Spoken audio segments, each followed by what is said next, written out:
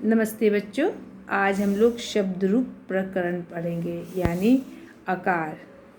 जिसके अंत में अ हो वह आकारांत होता है, जिसके अंत में आ हो वह आकारांत होता है, जिसमें ह्रस्व ई की मात्रा हो वो इकारांत होता है। लेकिन इसके पूर्व बच्चे हमें संस्कृत में भाषा में जान लेना है कि कितने लिंग होते हैं। हिंदी में 2 होते हैं, एक वचन बहुवचन। इंग्लिश में भी सिंगुलर प्लूरल होते हैं, लेकिन संस्कृत में एक अतिरिक्त होता है द्विवचन, जो यहाँ दिया हुआ है। संस्कृत भाषा में निम्नलिखित 3 लिंग होते हैं: पुल्लिंग, स्त्रीलिंग और नपुंसकलिंग। लिंग यहाँ पुल्लिंग हुआ, ये स्त्रीलिंग, ये नपुंसकलिंग। पुल्लिंग अकारांत हो जाएगा, स्त्रीलिंग में आ हो जाएगी, इसमें म हो जाएगा अनुस्वार के साथ। प्रत्येक लिंग के अलग अलग शब्द रूप चलते हैं। जिस अक्षर के माध्यम जिस अक्षर से समाप्त होता है उस अक्षर के पीछे कार लिख देते हैं। इस प्रकार अ को हम अकार, ई को इकार, दीर्घ ई को इकार तथा त को तकार कहते हैं।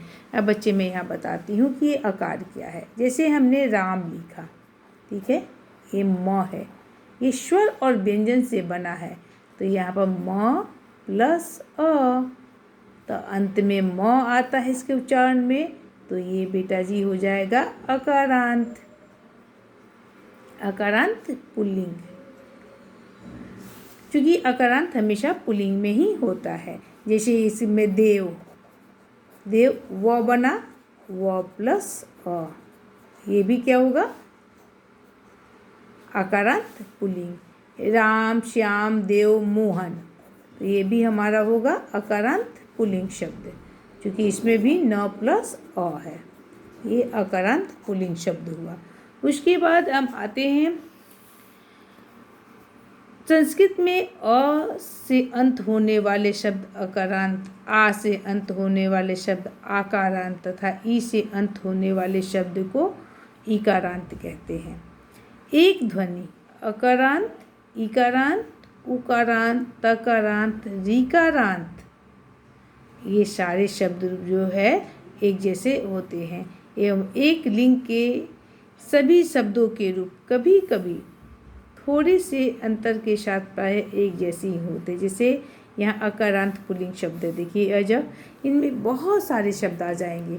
जितने पुल्लिंग अकारांत शब्द हो जाएंगे वो सारे शब्द रूप इसमें आएंगे। जैसे मोहन, सोहन, देव, ये सारे शब्द रूप है। बालक,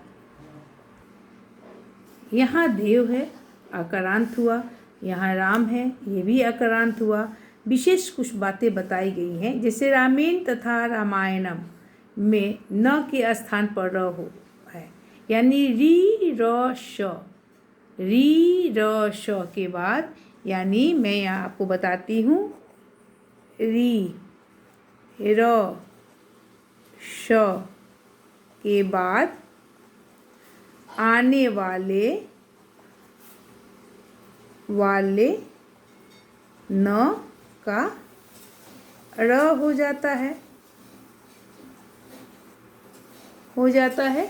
यहाँ दिया हुआ भी है, आप देखेंगे कि रामेण तथा रामायण में न के स्थान पर र है, क्योंकि नियम है कि र, री और तथा श के बाद यदि कोई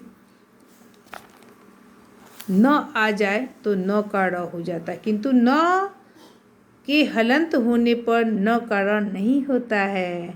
ये भी ध्यान देना है कि न जब हलंत हो जाए, इसमें हलंत न में लगा है, तो र नहीं होगा। जैसे रामान नहीं होगा, नहीं होगा। वानर, सिंह, नर, गज, मानव, बाल, बालक, छात्र, कर, अनल, ये सारे शब्द हैं।